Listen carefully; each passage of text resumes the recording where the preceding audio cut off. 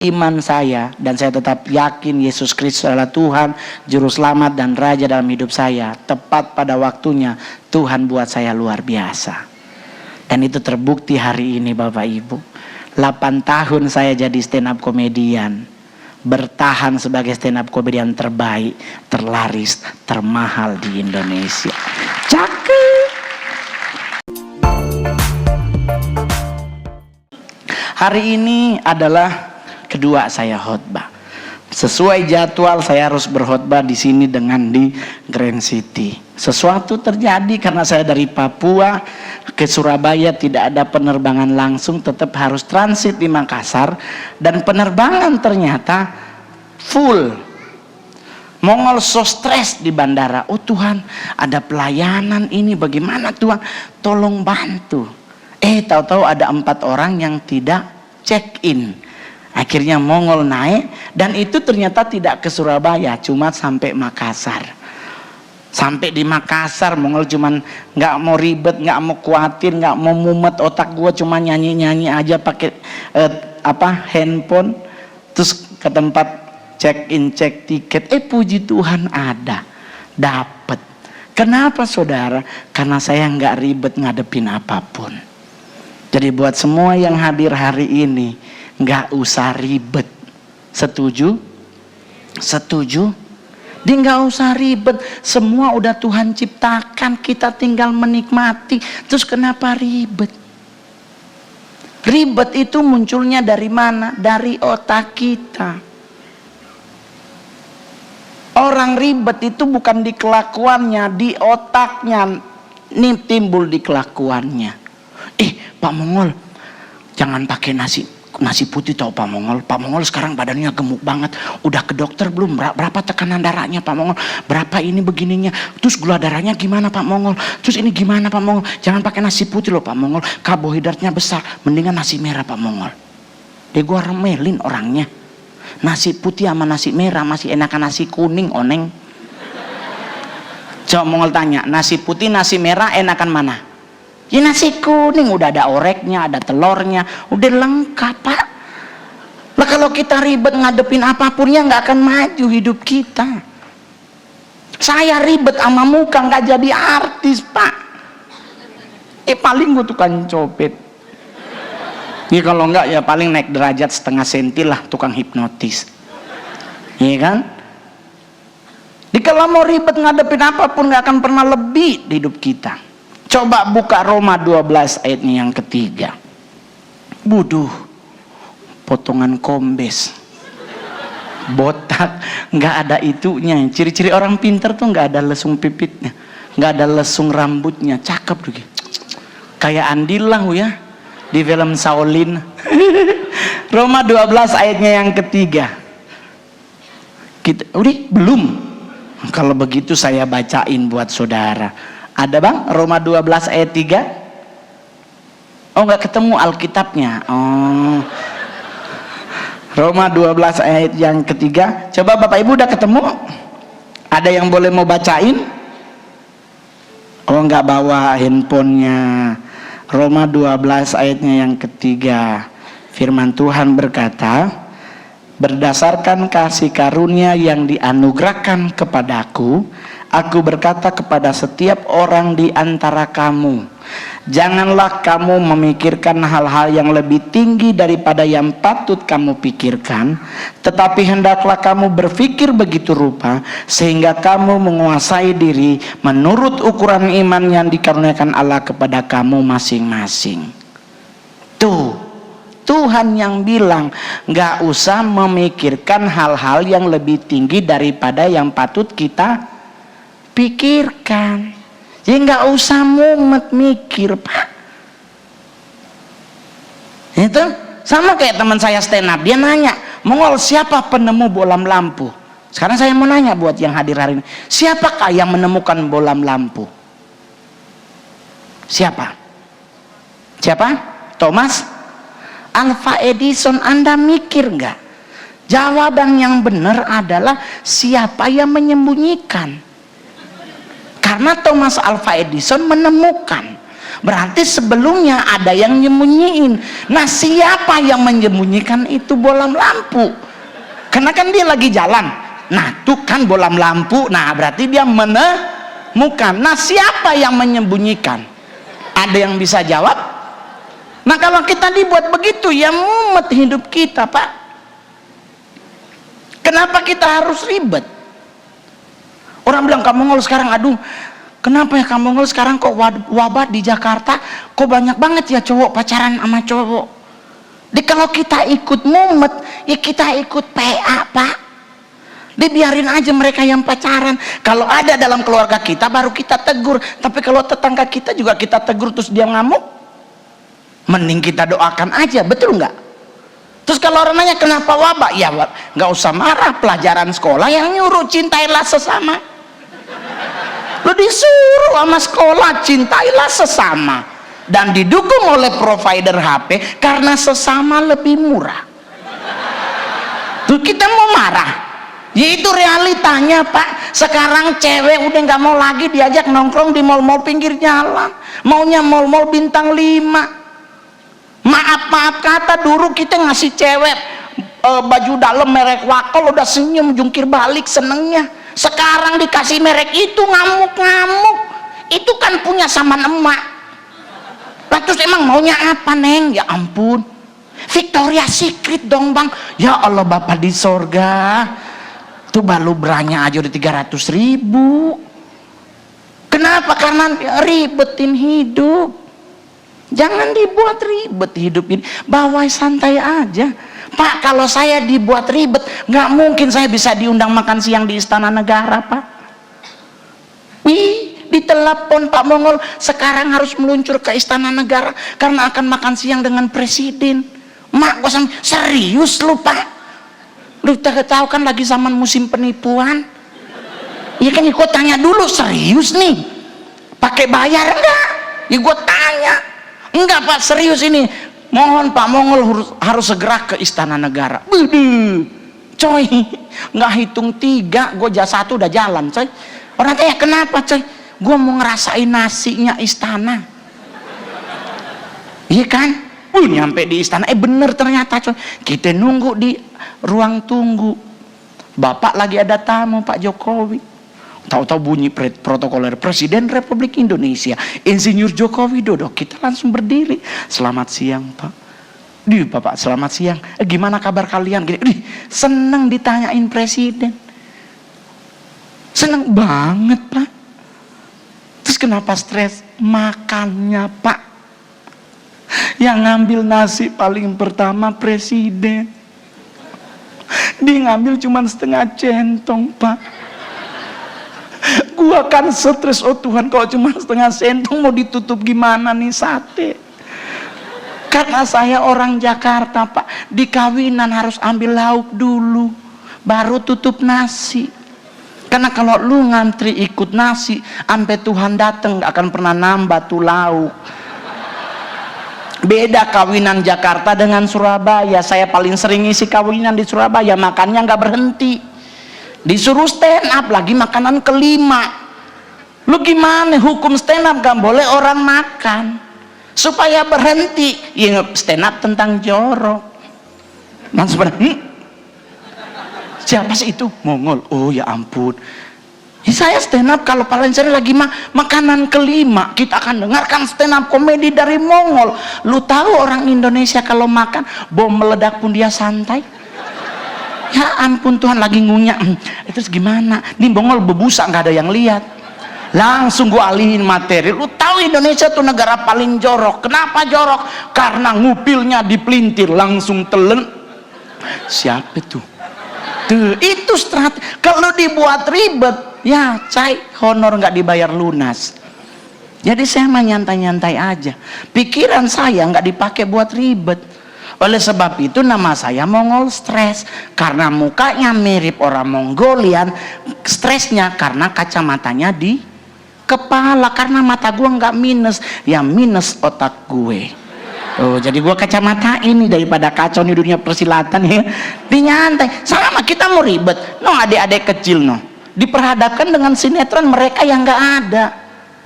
Bayangkan anak sekolah disuruh nonton film Dora. Zaman saya dulu ada si Unyil, di saat Pak Oga nodong ada Pak Raden yang memberi nasihat, betul?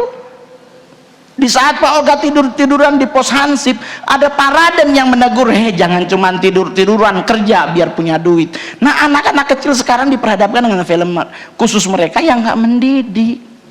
Siapa yang bilang Marsha and the Bear mendidik? Oh Tuhan, tuh anak nakalnya minta ampun. Gua nonton film Marsha pingin gua banting tuh TV, astaga nakalnya minta ampun, ampe beruang sama serigala kabur, gak kuat ngurus ini anak. Udah gitu usia baru 4 tahun. No, 4 tahun segitu nakal loh. Belum lagi Shinchan. Bapak di sorga, Shinchan sampai gurunya stres, rambutnya konde yang susun 7. Bayangkan Marsha dan Shinchan nikah di Surabaya, gua pindah Sidoarjo. Nggak mumet apa? Itu baru Marsha, belum lagi Dora. Oh haleluya Bapak di sorga, saya nonton Dora remote-nya patah. Anda tahu kenapa? Karena film Dora ngeselin. Saya belum pernah dengar Dora tidur siang. Selalu jalan, mau kemanakah kita hari ini? Ya Allah, lu yang jalan kenapa nanya oneng? Ngeselin loh si Dora, sumpah. Umur 7 tahun kerjanya cuman kelayapan. Nggak pernah saatnya kita tidur siang, enggak. Terus kita mau stres, nggak usah lah Pak, yang penting remote-nya aja dipatahin, kan juga 400.000 kan, daripada TV. Anda tahu kan artis kalau TV kecil jadi bahan omongan sama media. Gila, stand up comedy termahal TV-nya 20 inch. Gua beli OHP di rumah, layarnya gue jadiin TV. Mau ribet? Nggak usah ribet. Anak saya, temenin yuk, Cece mau nonton Dora. Tahu-tahu Dora nanya, di manakah rumah nenek? Gue bilang, ya ampun Tuhan Yesus, Dora, lu tanya sama bapak lu, jangan sama kita yang nonton. Saudara juga kagak, mana gua tahu nenek lu di mana. Tapi filmnya ada, anak gua suka banget. Ikut dia nanya, udah mau habis toh. Mau kemanakah kita hari ini? Ke hutan, ke danau, ke pantai. Disuruh kita yang jawab.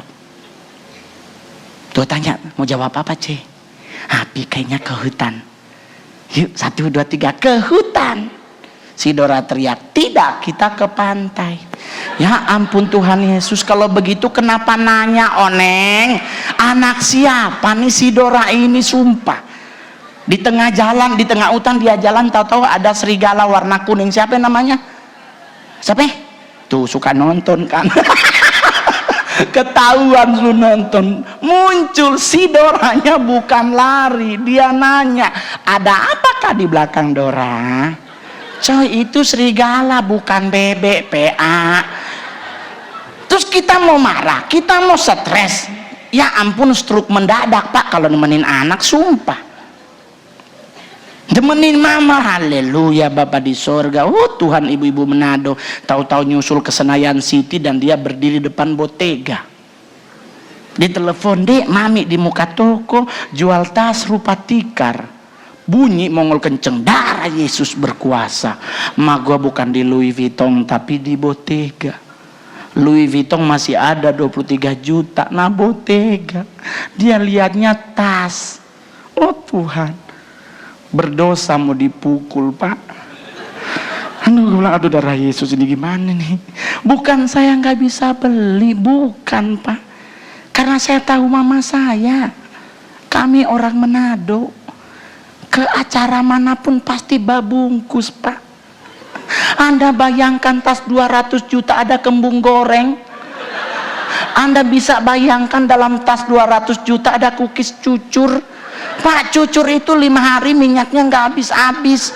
Lu bayangkan nggak ada kembung woku? Oh Tuhan, dia bocor. Mau dibawa di laundrette sengesek tetap bau anyer.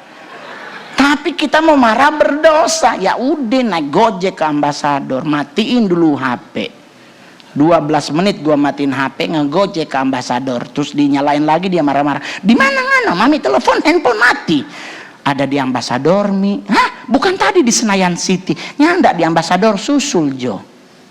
Gue kasih duit 5 juta, mami pulang dengan 14 botega. Karena dia ambasador banyak botega dari Hong Kong. Harganya cuma 300.000. Dibawa pulang ke Manado, dikasih ke saudaranya. Siapa yang tahu itu palsu? Iya toh. Kalau dia bawa ke Jakarta, ke Senayan City, dia pakai botega palsu, pasti ditegur. Tapi di Manado siapa yang mau tahu? Siapa yang kasih? Mongol. Oh Tuhan, ini baik sekali. Aduh, ini pasti 80 juta padahal 400.000. Ya toh? Mau ribet? Ini nggak usah ribet. Meninggal itu hukumnya Tuhan, bukan hukumnya manusia. Ada yang ngasih racun kita, terus kita Tuhan nggak izinkan kita meninggal, yang nggak meninggal. Cuman kalau soal meninggal, saya sebagai orang Manado suka protes di daerah, karena cuman Manado itu ngeribetin kalau orang mati. Ya ampun, di sini cuman dibawa ke rumah duka, di Manado harus bawa di rumah. Masaklah kue balapis lah, ini panada. Udah gitu, pas di peti mati dimasukin jenazah, baju kesayangannya, kaos kesayangannya, celana dalam kesayangan langsung dipakein jas. Oleh sebab itu saya pelayanan nggak pernah pakai jas. Bukan nggak punya. Kami di Manado orang pakai jas cuman buat 2 acara. Kalau nggak kawinan ya meninggal. Udah begitu, udah meninggal, ditahu-tahu taruhlah sepatu, sandal, dan minyak wangi plus Alkitab kesayangannya. Buat Mongol buang-buang Alkitab, orang hidup aja nggak baca kok mati dimasukin. Emang dikirain ntar dalam jam 2 subuh pas dimakamkan dia bangun baca Alkitab? Udah game. Baca Alkitab di saat kita hidup, kenapa mati diikut masukin? Kan bikin berat yang mikul, Pak. Jadi jangan ribet ngadepin hidup, jangan khawatir ngadepin hidup, karena Tuhan udah ngasih solusi cuman satu. Solusi dari semuanya adalah jangan takut, karena Tuhan pasti akan menyertai hidup kita. Amin, amin. Jadi nggak usah takut. Aduh gini kamu, aduh sekarang lagi banyak teroris, nanti ada banyak bom. Pak, santai aja. Kita tuh kan negara kepo, Pak. Di Prancis sono ada bom meledak, kosong semuanya, pada kabur. Indonesia kebalik. Sarina meledak nggak nyampe 10 menit, numpuk orang di situ. Di polisi masih tembak-tembakan, bukan pada tiarap. Yang mana orangnya ya? Nggak ada takut-takutnya loh negara kita, sumpah. Di buktinya Washington Post memberitakan mobil polisi Malang di Jalan Tamrin tembak-tembakan sama teroris di seberang, lewat tukang sate, Pak. Polisinya lagi tembak-tembakan, dia lagi ngipas berapa, Bang? Tuh nggak ada takut-takutnya loh bangsa kita. Keponya antu Bapak di sorga, nggak boleh denger orang buang angin, penasarannya tinggi. Saya pernah ngalamin tuh di Senayan City, lagi buang air kecil di urinoirnya, bunyi di dalam, put. Dia temen-temennya nengok, siapa ya? Pak, kasihan yang di dalam itu, Pak. Dia juga pingin nggak bunyi, Pak. Cuman ya keceplos bunyi. Aduh, itu di dalam dia bilang, aduh gimana gue mau keluar nih, aduh nggak enak banget. Terus kenapa kita yang penasaran gitu loh? Udah habis pipis, bunganya keluar, ditungguin orang. Orangnya keluar, komen nama-namanya, oh lu, ya ampun Pak, dia juga menderita loh di dalam. Dia pingin Pak nggak bunyi, udah dipepet-pepet, melejit put. Kenapa kita yang ribet? Orang juga boleh jujur, ada beberapa orang yang telepon saya, Pak Mongol, khotbah itu jangan buat orang selalu tertawa, firmannya akan tertanam kalau orang tertawa. Saya marahin hamba Tuhannya, Pak, jangan lupa loh, Injil itu kabar baik. Emang ada kabar baik bikin orang nangis? Kalau ada cengeng itu namanya. Kabar baik itu selalu sukacita, tertawa. Justru lebih enak orang tertawa, gampang masuk daripada nakut-nakutin. Iya enggak? Jangan ditakut-takutin, nggak usah ngebahas neraka dulu, ngebahas aja tentang bagaimana kita bertumbuh dalam Tuhan. Betul? Saya sempat ditegur tuh gara-gara marah-marahin tentang neraka. Karena buat saya, ngapain saya mau belajar tentang neraka? Karena saya mau ke surga, betul? Yang mau ke neraka coba angkat tangan. Sana belajar tentang neraka, pakai 3 tingkatan, ada tempat ini, dan nggak usah. Orang gue mau ke surga kok belajar neraka? Neraka tanpa syarat, Pak. Bener nggak? Kita lagi seks bebas, Tuhan datang tembus. Surga itu bersyarat. Hanya orang kuduslah yang bisa melihat Tuhan. Berarti syarat pertama adalah kekudusan, baru kekurusan. Karena pintu surga itu sempit, berarti gemuk nggak masuk. Nah, colek aja kalau ada bos, masuk nggak? Tuh, colek biar dia diet ya. Tapi tenang, buat yang mana nih? Yang mata-mata sipit sama kayak Mongol. Kita China mah tenang, gemuk juga tetap masuk. Ada orang dalam pasti di mana-mana. Itu santai aja, kan tinggal telepon. Kok jemput dia di luar ya. Enak, kenapa ribet? Jadi saya kalau khotbah anak kecil pun boleh ikut karena mereka juga mengerti. Khotbah terlalu tinggi itu namanya farisi. Jemaat bagaimana mau mengerti kalau udah ketinggian khotbahnya? Mendingan level bawah, semua lini bisa mengerti. Saya nggak pernah ribet dalam hal apapun. Pak, artis itu dilematisnya banyak, Pak. Saya foto sama cewek, masuk di media sosial, di Twitter, sorry Agnes Monica Club Twitter, Instagram, masukin di situ foto sama cewek, bunyi hilaf tuh cewek mau foto sama Mongol, tuh pasti dipakai susuk tuh ceweknya sampai senyum begitu. Giliran saya foto sama cowok, masuk media sosial, komen tuh kan bener dia homo. Pak, jadi gua mau foto sama siapa biar lu nggak ribet? Masa gua foto sama monyet? Mereka bilang, oh nama omnya. Ya ampun Tuhan, gak begitu juga, keles. Jadi gak usah ribet ngadepin apapun. Bapak ibu punya anak, ya jaga anak anda. Di saat dia nonton, BO setiap acaranya. Bimbingan orang tua dibutuhkan. Jadi biar mereka mengerti kenapa SpongeBob nggak tenggelam di dalam air. Tinggal dibikini bottom bisa masak air. Kalau nggak diterangkan, ntar dia jadi PA, Pak. Yuk bikin akuarium, kita masak air sampai Tuhan datang juga nggak akan nyala tuh air oneng. Lah tapi di film SpongeBob kan iya. Tuan Krabs marahin Patrick sama SpongeBob, mereka berdua pulang rumah masak air. Gua sampai mikir, air dari mana itu nyala api? Udah gitu SpongeBob terbuat dari apa, Dek? Spons. Patrick binatang apa? Bintang laut. Squid apa? Binatang apa? Cumi-cumi, kepiting, apalah? Cumi-cumi atau ada bilang katanya gurita. Terus Tuan Krabs binatang apa? Kepiting. Anaknya Tuan Krabs? Paus, Pak. Lu bayangkan bapaknya kepiting, anaknya paus. Siapa mamanya nih anak? Terus kita mau ribet, stres nonton TV, Pak. Sinetron Indonesia, ya ampun Tuhan Yesus, di mana-mana rumah sakit, ICU-nya di depan, UGD-nya di filmnya dibikin panjang banget, ngedorong ke dalam. Padahal di mana-mana UGD itu ada di depan. Kenapa ngedorong troli sampai ujung? Udah meninggal di jalan kali, Pak. Terus kita mau ribet, ya nggak usah ribet. Sekarang ada lagi sinetron azab.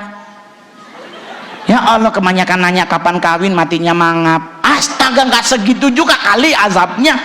Ya ampun. Terus kita mau ribet? Nggak usah. Abis ini masih ada ibadah lagi. Ikut lagi biar nggak ribet. Ya kan?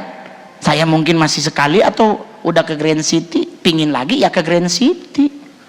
Ribet. Jalan tolnya murah. Pakai mobil kan? Ya kalau mau jalan kaki juga boleh. Orang Yesus dari Galilea ke Kapernaum jalan kaki. Kok situ nggak bisa sih dari sini ke Grand City jalan kaki? Kan anggaplah olahraga, Pak. Karena Jenderal Sudirman kebanyakan jalan kaki, akhirnya lama meninggalnya. Karena kan kata dokter cuma 3 bulan usianya pasti meninggal. Tetapi ternyata sampai Indonesia merdeka belum meninggal Pak. Karena kenapa? Jalan. Tuh orang Cina di Cina jalan kaki Pak. Yang ditandu cuma kaisarnya Pak. Sama bininya selir yang 2-3 jalan kaki Pak. Ibunya ditandu. Jenderal-jenderalnya di kuda. Siapa yang lebih lama mati? Prajuritnya. Karena sehat. Jadi buat semua yang hadir hari ini nggak usah ribet. Yang penting kita bisa mengendalikan pikiran kita. Amin. Amin. Nggak punya pacar buat cowok tidur. Karena Adam diciptakan Hawa di saat ia sedang tidur. Tapi ingat baik-baik, Anda boleh tidur, tapi yakinkan diri Anda, apakah saya sesempurna Adam? Kalau saya sesempurna Adam, tidur. Tapi kalau enggak, ya nyari, oneng. Ya Allah, Al-Ghazali aja Maliando nyari, nasi itu tampang pas-pasan tidur. Kalau saya enggak nyari, Pak. Karena saya belum boleh menikah lagi sebelum mantan istri saya meninggal. Jadi saya sekarang doa pagi itu pokok doanya, Tuhan cabut nyawanya biar saya kawin lagi. Nggak bercanda apa bercanda. Saya doakan istri saya mantan istri saya sekarang ada di Surabaya. Dia udah menikah dengan orang Jember. Stres dia? Pastilah. Coba kalau gue masih dari Nyonya Mongol, Ferrari kuncinya gue yang pegang.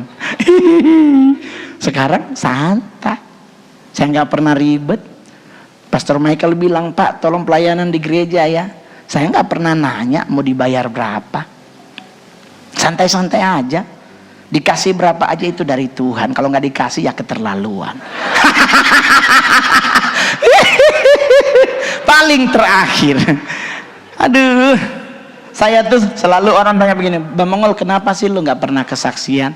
Hidup saya tuh saksi hidupnya saya tuh kebaikan Tuhan Bapak Ibu. Orang di daerah, saya boleh jujur, orang Manado itu di saat saya berangkat ke Jakarta nggak ada satupun yang mau temenan dengan Mongol waktu di Jakarta tahun 98-99. Karena saya mengalami fase jualan koran di Tugu Tani. Semua orang Manado hilang. Kalau ketemu di gereja waktu itu di GBI Api Kemuliaannya di daerah Senen di Menara Era, ketemu nggak ada yang mau duduk bareng Mongol. Kalau ketemu selalu bikin malu doe. Sebab jual koran. Pulang Manado cuma Mongol. Saya kalau pulang Manado nggak jadi apa-apa Bapak Ibu. Kenapa? Karena kami di Manado tinggal pasti sekompleks itu saudara semua. Nggak makan di rumah bisa minta sebelah. Pasti itu mama PAD, mama PKK, oma PAD, oma PAD anak. Nggak akan mati seumur hidup. Nah tapi saya tinggal di Jakarta. Lu mau minta sama siapa? Otomatis hidup di Jakarta harus berjuang. Jualan di Tugu Tani, Anda pikir gampang ada 6 orang jualan koran dan saya harus jual 60 koran dalam satu hari? Orang tanya, terus gimana kalau bisa? Ya saya dikasih hikmat sama Tuhan, jualannya harus kayak orang sumbing. Jadi ngolan. Ya kan? Saya nggak ngejek, tapi itu saya lakukan. Ngolan, mau beli ama ngamanyain. Lu mau beli apa gua bacain gitu. Ya kan dia turunin kaca gua bacain meningin dengan malah. Daripada dia ketawa berdosa, dia keluarin duit, beli aja deh Bang gitu kan. Berarti laku saya, tulus seperti merpati tetapi licik seperti ular. Itu beneran saya lakuin Bapak Ibu. Ada rahasia kabur. Tapi yang paling terakhir adalah Bapak Ibu, di saat saya bertahan pada iman saya dan saya tetap yakin Yesus Kristus adalah Tuhan, Juru Selamat dan Raja dalam hidup saya, tepat pada waktunya Tuhan buat saya luar biasa. Dan itu terbukti hari ini Bapak Ibu. 8 tahun saya jadi stand up komedian, bertahan sebagai stand up komedian terbaik, terlaris, termahal di Indonesia. Cakep. Saya biasanya stand up cuma 15 menit udah 70 juta. Ini udah mau setengah jam lebih. Ini siapa yang mau bayar ya? Apa kita keluar dulu terus jual tiket? Ya. Serius, teman-teman gak ada yang mau temenan sama Mongol. Di saat saya jadi artis, bodoh. Samuel langsung mengaku, tamang. Dulu gua suka nongkrong loh sama Mongol. Dalam hati gua, kapan lu nongkrong sama gue? Cuman biar ketahuan temenan sama artis. Pak, artis itu nggak ada yang bisa disombongin dari hidupnya. Tetapi karakter pribadi artis itulah yang bisa membuat Anda maksudnya bisa buat Anda, oh gue harus bisa seperti itu. Artis itu pasti penuh dengan pesta pora, saya nggak suka. Bapak Ibu mau nyari Mongol di Jakarta, setiap hari Jumat 1 cari di Inul Vista Sarina. Kenapa saya milih karaoke di Inul Vista? Karena nggak ada ceweknya yang ikut nyanyi. Karena mayoritas kalau ada ceweknya cantik, suaranya 17 oktav. Lagunya C sama dengan Do, dia bass sama dengan Do. Mau dimarahin nggak mungkin karena bodinya cakep. Tapi kalau di Inul Vista Sarina nggak ada. Jadi gue mau nyanyi Tien Mimi, Wei sampai ke lagunya siapapun gue nyanyiin sendiri, teriak-teriak 2 jam gratis.